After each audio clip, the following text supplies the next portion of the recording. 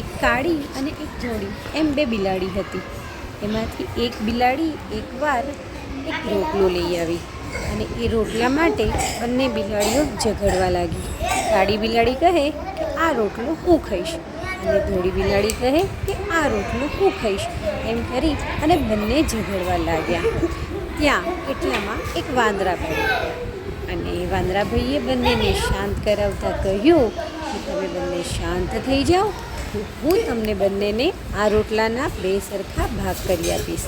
પછી વાંદરાભાઈ તો ગયા અને એક સરસ મજાનું ત્રાજવું લઈ આવ્યા અને એ ત્રાજવાને સરખું કરી અને એ ત્રાજવાની અંદર રોટલાના બે સરખા ભાગ કરી અને એક એક ત્રાજવામાં મૂક્યા.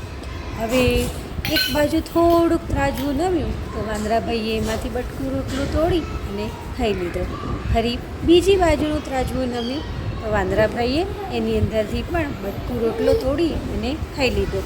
આ રીતે બંને ત્રાજવામાંથી વારા ફરતી વાંદરાભાઈએ રોટલો ખાઈ લીધો અને છેલ્લે ફક્ત એક ત્રાજવામાં એક જ ટુકડો બચ્યો.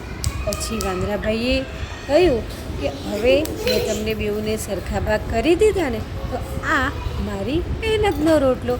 એમ કરી અને જે છેલ્લો ટુકડો બચ્યો એ પણ વાંદરાભાઈ ખાઈ ગયા અને બે બિલાડીઓ વાંદરાભાઈની આ ચાલાકી જોતી જ રહી અને બંને બિલાડીઓને ઝઘડવાને કારણે રોટલાનો એક ટુકડો પણ ખાવા મળ્યો નહીં. એટલે બાલ દોસ્તો, આપણે પણ ક્યારે આ રીતે ઝઘડવું ન જોઈએ, જેના કારણે આપણા ઝઘડાનો ત્રીજો કોઈ ફાયદો ઉઠાવી લે અને આપણને કંઈ ના મળે.